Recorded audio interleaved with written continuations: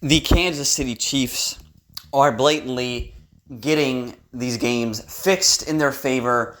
And I feel bad for Minnesota. I feel bad for Kirk Cousins, even though he took a fucking awful sack at the end of the game. It was terrible. Shouldn't have done that. Should have just floated it up there. Hope someone caught it. A miraculous play. It's happened to Minnesota before. Maybe it could have happened again. But, that's besides the point. That's a different story for a different day. The Chiefs are obviously getting the benefit of the doubt when it comes to the officiating. There's no doubt about that. If you're watching the games, you would realize that these referees are they're blowhards. That's what they are.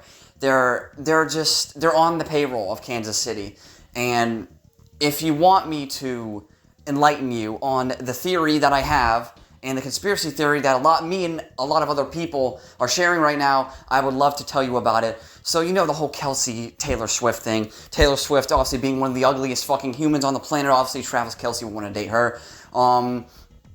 But Travis Kelce and the Taylor Swift saga is drawing in a lot of new viewers. A lot of the Taylor Swift's fan base, or as they call them, the Swifties. What a fucking stupid name for a fan base of people. But that's besides the point. Let's continue with the theory. That is drawing in a lot of good ratings, a lot of good viewership. That's drawing new eyes to the product of the NFL.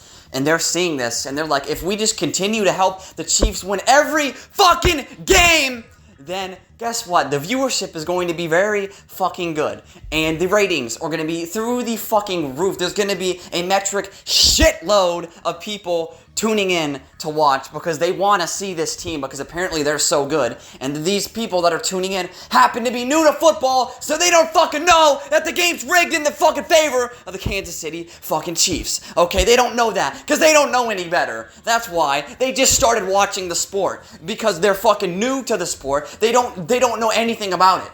So the NFL and the officiating crew and the Chiefs can pull the fucking wool over your eyes and blind you from the fact that these games are being scripted.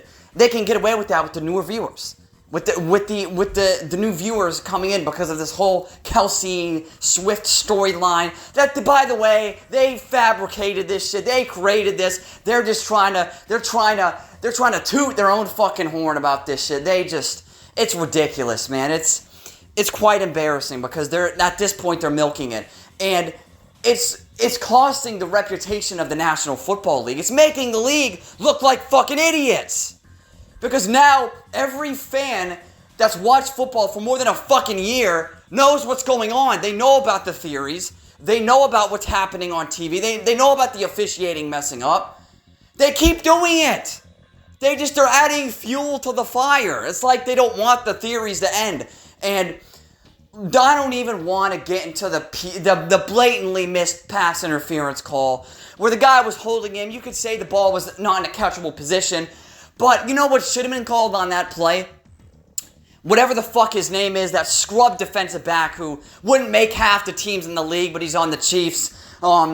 He, after the play ended and the ref threw a flag because he thought it was a PI, but he consoled with his little refs and they said, we gotta milk the Kansas City Chiefs right now for what they're worth because they're drawing us a fuck ton of viewers because of this fucking story that the NFL fabricated. So what do? They revoked the flag. It never happened. There was no PI, there was no holding, whatever the fuck they called on that play, I don't fucking know. And I don't care. Because they didn't even call it. But this DB for the Chiefs took his helmet off. He took it off, which by the way, by rule, is unsportsmanlike conduct. You cannot do that. That is illegal. You can't do that after the play is ended. Unless your helmet was forcefully ejected off the top of your head. Then it is legal. That is legal. That is all fine and dandy and it's fucking cool. But it's not because he actually himself took it off. That's a penalty. So that's 15 yards. I don't know if that would be an automatic first down or not, but the Kansas City, they didn't fuck all with that drive they had on offense. They had to punt.